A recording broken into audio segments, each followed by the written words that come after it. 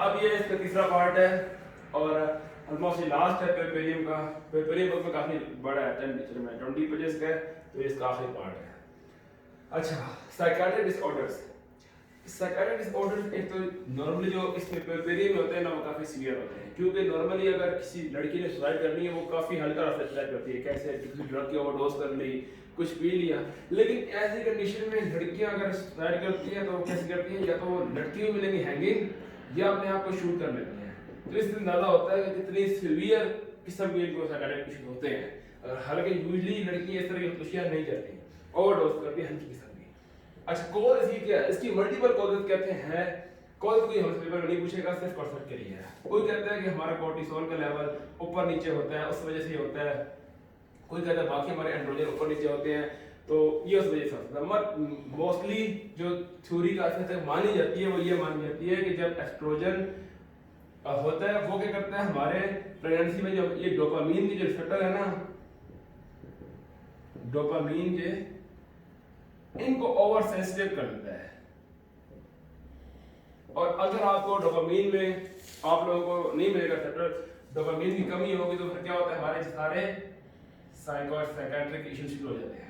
तो हमारा एस्ट्रोजन जो है एक किस्म का कल्प्रिट है जो हमारे डोपामीन के रिसेप्टर को ओवर सेंसिटिव करता है, जिसकी वजह से हौसले होते हैं। ये थ्योरी कुछ तक मानी जाती है। लेकिन एक बात और है, अगर आपको कोई फीमेल आई है, वो कह रही है डिप्रेशन में उसको होता है या आपको लग रहा है, उससे पहले आपने एक बात ब्लड करनी है कि उस पेशेंट को हाइपोथायरॉइडिज्म ना हो,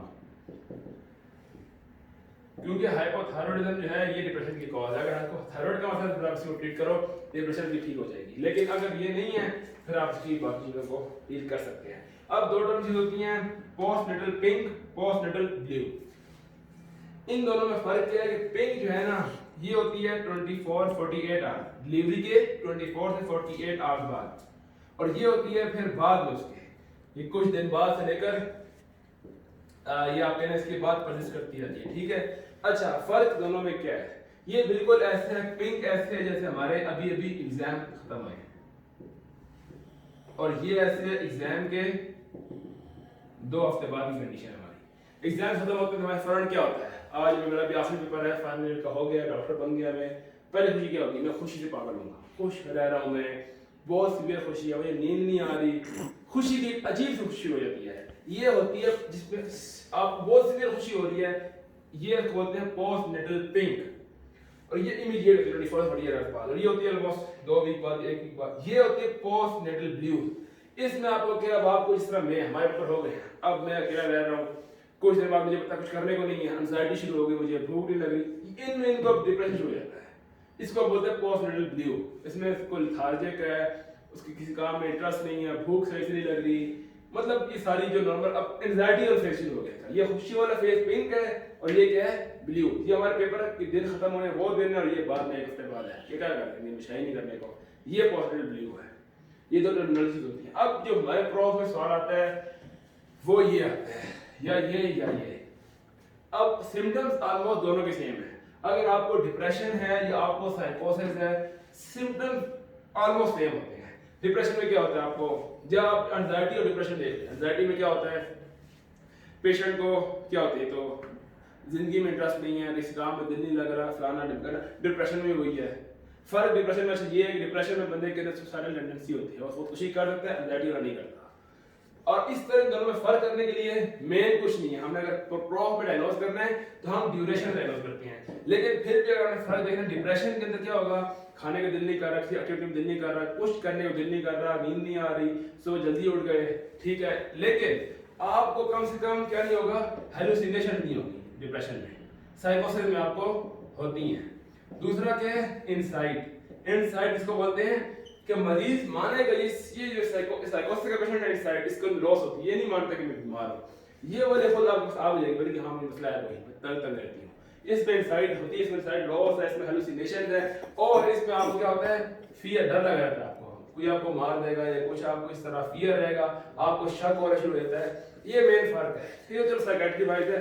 diagnostic point at the end of the day ये है कि ये जो आपके पास डिप्रेशन की जो मरीज आएगी ना, इसका ऑनसेट अचानक से क्या होगा, एक्यूट ऑनसेट होगा, अचानक से बड़ी मुझे शुरू हुआ है, कोई नहीं था पहले, मुझे अचानक से एक दिन मुझे हो गया। और मोस्ट कॉमनली ये प्रेगनेंसी की 4 बाद आएगी, और मोस्ट कॉमन दिन है 5th पोस्टपार्टम डे, प्रेगनेंसी के 5वें दिन आगे बढ़ने में ये मसला है। और जो साइकोसिस है ऑलमोस्ट 6 वीक बाद शुरू होती है और ग्रेजुअल शुरू होती है। अगर सिनेरियो में कोई पेशेंट आया है 5 दिन बाद, 6 दिन बाद, 10 दिन बाद डिलीवरी के, तो हम बोलेंगे डिप्रेशन है इसको, पोस्टपार्टम या प्यूरपेरियल डिप्रेशन। और अगर वो आए 6 वीक बाद इसके बाद से, तो फिर वो क्या है, साइकोसिस है। ये जो डायग्नोस करने का तरीका है। रिस्क फैक्टर्स क्या हैं? इसके रिस्क फैक्टर्स हैं वो यही है, किसी को प्रीवियस हिस्ट्री, प्रीवियस प्रेगनेंसी में हुआ हो साइकोसिस, या फिर फैमिली हिस्ट्री इसकी हो इस तरह की। प्रीवियस प्रेगनेंसी में कोई साइकोसिस हुआ हो या फैमिली हिस्ट्री। डिप्रेशन के रिस्क फैक्टर्स क्या है? ये वही हैं जो हम लोगों को नॉर्मली होते हैं जब हमको गम होता है। इस तरह एक क्या है, एक लड़की सोशल आइसोलेशन में रह रही है, उसके शादी के ताल्लुकात अच्छे नहीं है, जो उसके मैटरनल रिलेशन है अच्छे नहीं है, पुअर है, उसके बाद उसको बेबी लॉस हो गया है, मतलब ये नॉर्मल कंडीशन जो इंसान को होती हैं, ये इसके रिस्क फैक्टर होते हैं। ठीक, और फैमिली हिस्ट्री, प्रीवियस प्रेगनेंसी में उसको डिप्रेशन हुआ, वो इसमें आते हैं। अच्छा, मेन हमारे पास चीज आ गई, मैनेज कैसे करना है। अगर पेशेंट डिप्रेशन का है, अगर साइकियाट्री पढ़ी है तो आपको पता होगा पहली चीज हमेशा थेरेपी होती है। 3 दिन के थेरेपी में क्या करना है, कोग्निटिव थेरेपी, बिहेवियर थेरेपी करो आप उसकी, और आप इस तरह से कुछ डील कर सकते हो तो बहुत अच्छी बात है। अगर नहीं ड्रग्स देनी है तो फिर ड्रग्स दो, हमारे पास आती हैं सेलेक्टिव सेरोटोनिन रीअपटेक इनहिबिटर, और कौन सी, ट्राइसाइक्लिक एंटी डिप्रेसेंट्स, और ये मैं भी खाता रहा हूँ। ठीक हो गया, ये दो ड्रग देते हैं हम लोग, सही हो गया डिप्रेशन में। और साइकोसिस में आपने क्या करना है, साइकोसिस में आपने पेशेंट को एडमिट करना है। पहली बात तो आपने साइकियाट्रिस्ट के रेफर करना है और एडमिट करना है उसको, क्योंकि ये तो मानती नहीं है कि बीमार है, तो ये किसी तरह में बेबी को नुकसान दे सकती है।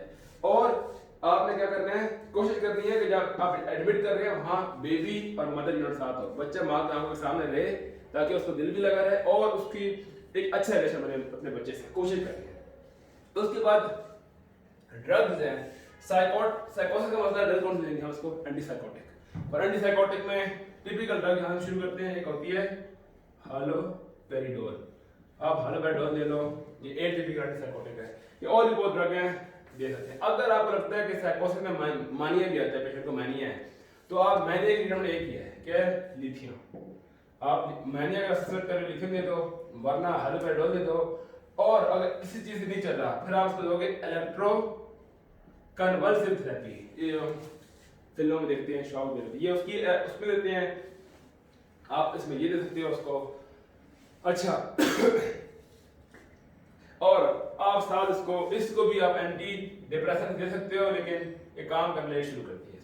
अच्छा, रिस्क फैक्टर बता दिया उसको। अब इसकी कॉम्प्लिकेशन क्या हो सकती है?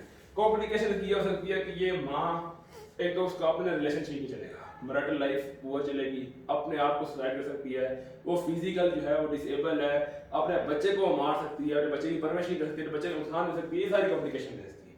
अच्छा, फिर टर्म होती है न्यूनेटल विथड्रॉल इफेक्ट। ये क्या होता है? ये न्यूनेटल विथड्रॉल इफेक्ट ये है कि अगर कोई माँ है, वो कोई सब्सटेंस अब्यूज करती थी, मतलब कोई चर्स वगैरह कोई ऐसी चीज लेती थी प्रेगनेंसी के दौरान, और वो बेबी की में कुछ स्मॉल अमाउंट में जाती रही है पहले, अब तो बेबी डिलीवर हो गया, माँ तो वो चीज अपनी नशा ले रही है, बच्चे को आदत पड़ गई है, लेकिन बच्चे को वो नहीं मिल रहा, तो बच्चे को विथड्रॉल सिम्पटम्स शुरू हो जाएंगे। बच्चे को विथड्रॉल सिम्पटम्स उसकी जो रोने की आदत बहुत तेज हो गई है, उसको अजीब किस्म के सिम्टम्स होंगे, इसको बोलते हैं न्यूनेटल विथड्रॉल सिम्पटम्स। क्योंकि प्रेगनेंसी में तो उसको मिल रही थी, माँ ले रही थी, माँ ने उसको डाल दी, अब उसको नहीं मिल रही, तो इसका फिर बेस्ट हल ये है कि हम क्या करें, माँ ब्रेस्ट फीडिंग करें। अब वो तो जितनी भी ले रही है कुछ स्मॉल अमाउंट में ब्रेस्ट से वो बेबी की जाती रहेगी, सिम्टम्स तो नहीं आएंगे।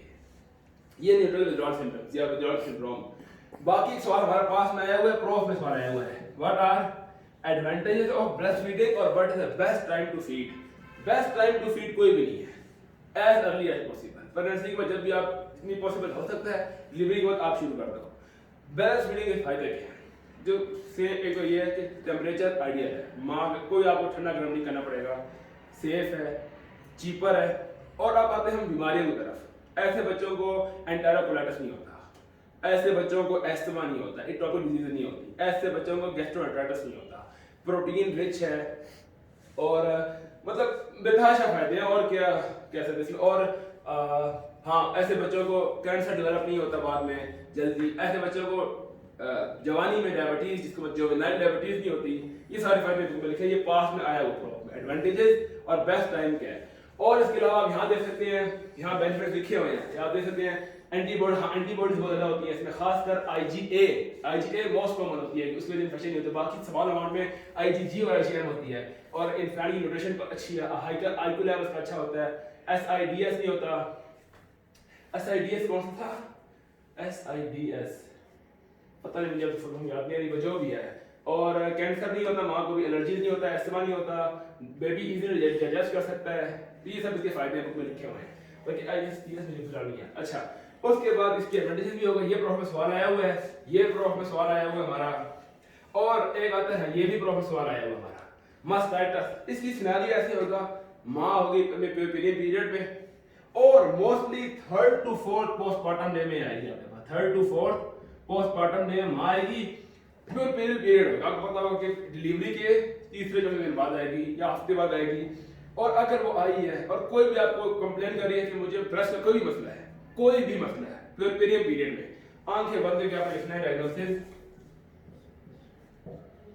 प्योरपेरियल पायरेसिया विद मास्टाइटिस। अगर वो कह रही है उसका फीवर और तो होगा, ऑब्वियस बात है, तो प्योरपेरियल पायरेसिया विद मास्टाइटिस। ठीक हो गया। यूजुअली क्या होगा, बोले कि मेरे निपल अंदर चले गए हैं, इंगोल्ड हैं या टेंडर है या पेन, जो भी है। ट्रीटमेंट, अच्छा, कौन सा मोस्ट कॉमन ऑर्गेनिज्म यहाँ से निकलता है, स्टेफिलोकोकस एपिडर्माइटिस, 40% केसेस में ये होता है। ठीक हो गया।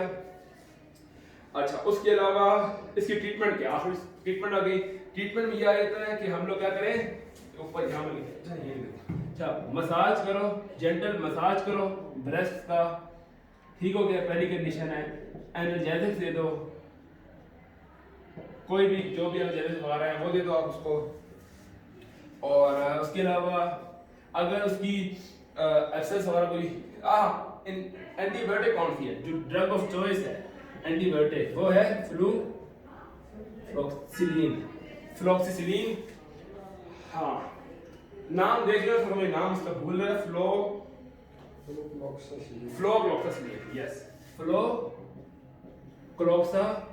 ये ड्रग ऑफ चॉइस है। आपने ये देनी है और माँ का कल्चर करके दे देना, भेज देना आगे।